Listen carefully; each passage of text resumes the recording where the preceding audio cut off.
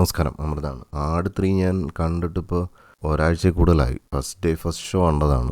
അത് ഫാമിലി ആയിട്ട് കൊച്ചുങ്ങളെയൊക്കെ കാണിക്കാൻ പറ്റുന്നൊരു സിനിമയാണെന്നുള്ള ഉറപ്പിലാണ് പോയി കണ്ടത്. എന്തായാലും ആ കാര്യത്തിൽ വിജയിച്ച്. രണ്ട് മക്കളും വളരെ എൻജോയ് ചെയ്താണ് കണ്ടത്. സോ ഈ അടുത്ത് വന്ന ഏറ്റവും നല്ല ഫാമിലി എൻ്റർടൈനർ ആട് 3 തന്നെയാണ്. എന്നിട്ട് ഞാൻ വീണ്ടും ഒന്നും കൂടെ കാണേണ്ടി വന്നു. കാരണം ഞാൻ ആദ്യത്തെ ദിവസം കണ്ടപ്പോഴത്തേക്ക് ചെറുതായിട്ടൊന്ന് മയങ്ങിയെന്ന് വെച്ചാൽ ഒന്ന് കണ്ണടച്ച് തുറന്നപ്പോഴത്തേക്ക് അടുത്ത ടൈം ലൈനിലോട്ട് ഒരു സ്വിച്ച് ചെയ്ത് കഴിഞ്ഞു. മറ്റൊരു കാലഘട്ടത്തിലേക്ക് സിനിമ മാറിക്കഴിഞ്ഞു. പിന്നെ നമ്മളില്ല കഥ അറിയാതെ ആട്ടം കാണുക എന്നുള്ളൊരവസ്ഥയായിരുന്നു. അതിനകത്ത് ഷാജി പാപ്പൻ്റെ ആ ഒരു ഇതിലോട്ട് സ്വിച്ച് ചെയ്യുന്ന സമയത്ത് കാര്യങ്ങൾ മനസ്സിലാവും. പക്ഷേ ഇതിൽ അങ്ങോട്ട് പോകുന്ന സമയത്ത് ആകെ ഒരു കോൺഫ്ലിക്റ്റ് ആയിരുന്നു. അപ്പോൾ അതുകൊണ്ട് തന്നെ സിനിമ ഒട്ടും ഒരു ഐഡിയയും കിട്ടിയില്ല. പിന്നെ അത് കഴിഞ്ഞ് രണ്ടാമത്തെ തവണ വീണ്ടും കണ്ടപ്പോഴാണ് സിനിമയെക്കുറിച്ച് ഒരു ഐഡിയ കിട്ടി. എന്തുകൊണ്ട് അവരിങ്ങനെ ഒരു ടൈം ട്രാവൽ പരിപാടി ഇതിനകത്ത് ക്രിയേറ്റ് ചെയ്തു എന്നുള്ളതിനെക്കുറിച്ചൊക്കെ ഉള്ള ഒരു ധാരണ കിട്ടിയത്. പക്ഷേ സത്യത്തിൽ ഈ ആട് എന്ന് പറയുന്ന ആ ഒരു സീരീസ്, അല്ലെങ്കിൽ അതിനകത്ത് വന്ന ആ കഥാപാത്രങ്ങൾ, ഓരോരുത്തരെയും ഫസ്റ്റ് സിനിമയിൽ തന്നെ ഇൻട്രൊഡ്യൂസ് ചെയ്ത ആ രീതി, അത് സെക്കൻഡ് സിനിമയിലോട്ട് ക്യാരി ഓവർ ചെയ്ത് കൊണ്ടുപോയപ്പോഴും അവരിൽ പലരെയും ഡിഫൈൻ ചെയ്തു. ഇപ്പോൾ ഉദാഹരണത്തിന് നമ്മുടെ ഡൂഡിനെയൊക്കെ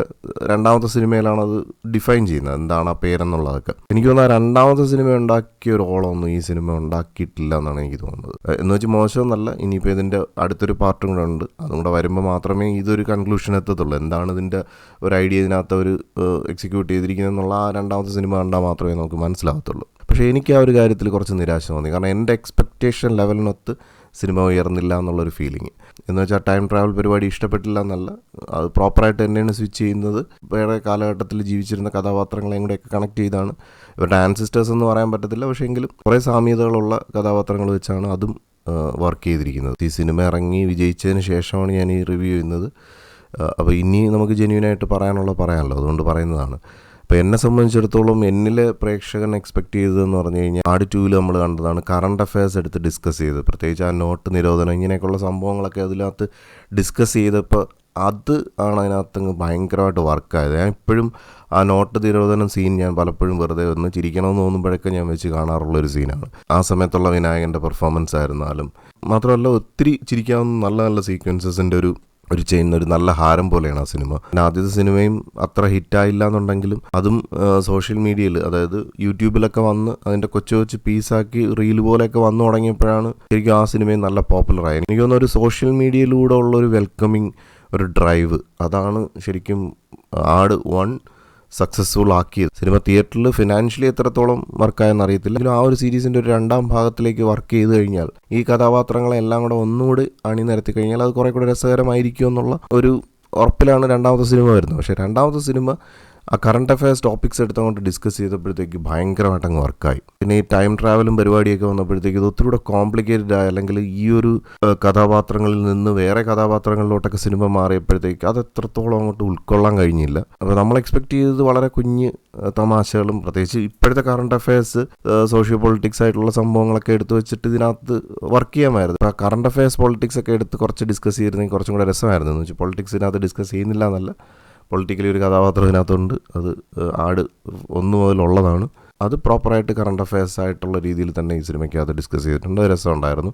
പക്ഷേ എങ്കിലും ഒരു ഓവറോൾ ടൈം ട്രാവൽ പരിപാടി, അതായത് ഷാജി പാപ്പനെയും ആ ഒരു ടീമും അവരുടെ ആ ഒരു വടംവലി ഇങ്ങനെയൊക്കെയുള്ള സംഭവങ്ങൾ, അതൊന്നും ഇല്ലാതെ ആ സിനിമയുടെ ഒരു സോൾ ഇല്ല എന്നാണ് ഞാൻ മനസ്സിലാക്കുന്നത്. ഇതിപ്പോൾ ഈ കഥാപാത്രങ്ങൾക്കൊന്നും എടുക്കാൻ പറ്റാത്തൊരു ഭാരം പോലെയാണ്. അതൊരു ഒരു സൂപ്പർ ഹ്യൂമൻ പോലുള്ളൊരു സെറ്റപ്പിലോട്ട് അവരെ അപ്ഗ്രേഡ് ചെയ്യണം. അത് അത്രത്തോളം ഇനി രണ്ടാമത്തെ സിനിമയിൽ ഒരു വാരിയറായിട്ടൊക്കെ നമുക്ക് ചിലപ്പോൾ ഭയങ്കര രസമായിരിക്കാം. അപ്പോൾ എന്തായാലും അതൊക്കെ നമുക്കിനി അടുത്ത സീരീസും കൂടെ വരുമ്പോൾ മാത്രമേ അറിയാൻ പറ്റത്തുള്ളൂ. പിന്നെ എനിക്ക് ഈ ബാക്ക്ഗ്രൗണ്ട് സ്കോറും അത്രത്തോളം അങ്ങോട്ട് വർക്കായില്ല. രണ്ടാമത്തെ സിനിമയ്ക്ക് സ്കോർ ചെയ്തിരിക്കുന്ന ആളല്ലെന്ന് തോന്നുന്നു ഇതിനകത്ത് സ്കോർ ചെയ്തിരിക്കും. ഞാൻ ഇതിൻ്റെ കാസ്റ്റ് ആൻഡ് ക്രൂ ഒന്നും ചെക്ക് ചെയ്ത് നോക്കിയില്ല. എന്തായാലും ഷാൻ റഹ്മാൻ അല്ല കമ്പോസ് ചെയ്തിരിക്കുന്നതെന്ന് എനിക്ക് തോന്നുന്നത്. ഷാൻ റഹ്മാൻ മ്യൂസിക്കിൽ വർക്ക് ചെയ്തിട്ടുണ്ട്, ബട്ട് ഡോൺ വിൻസെൻ്റ് ആണ് ബാക്ക്ഗ്രൗണ്ട് സ്കോർ ചെയ്തിരിക്കുന്നത്. എനിക്ക് അത്രത്തോളം അങ്ങോട്ട് വർക്കായില്ല. പക്ഷേ കുറച്ചൊരു മോഡേൺ സ്റ്റൈലൊക്കെ പിടിച്ചിട്ടുണ്ട്, അതൊരു രസമുണ്ടായിരുന്നു. എങ്കിലും ആ ഒരു തനി നാടൻ ചെണ്ടയൊക്കെ വെച്ചിട്ടുള്ള ഷാൻ റഹ്മാൻ്റെ ആ ഒരു പെടച്ചിൽ, അതിനൊപ്പം ആ ഒരു തിയേറ്ററിലൊരു ഓളം ഉണ്ടാക്കാനായിട്ട് പുതിയ ബാക്ക്ഗ്രൗണ്ട് സ്കോറിന് സാധിച്ചില്ല എന്നുള്ളതാണ് എൻ്റെ ഒരു പേഴ്സണൽ വ്യൂ. അപ്പോൾ ആദ്യം സിനിമ കണ്ട് ഉറങ്ങിപ്പോയെങ്കിലും രണ്ടാമത് സിനിമ കണ്ടപ്പോഴത്തേക്ക് എനിക്ക് ആ ഒരു എന്താണ് അവർ ഈ സാധനത്തിലൂടെ കമ്മ്യൂണിക്കേറ്റ് ചെയ്യുന്നതെന്നുള്ളതൊക്കെ ഒരു ഐഡിയ കിട്ടി. ബട്ട് പേഴ്സണലി ടൈം ട്രാവൽ പരിപാടി ഈ ഒരു സംഭവത്തിൽ വേണ്ടായിരുന്നു എന്നുള്ളതാണ് എൻ്റെ ഒരു ഒപ്പീനിയൻ.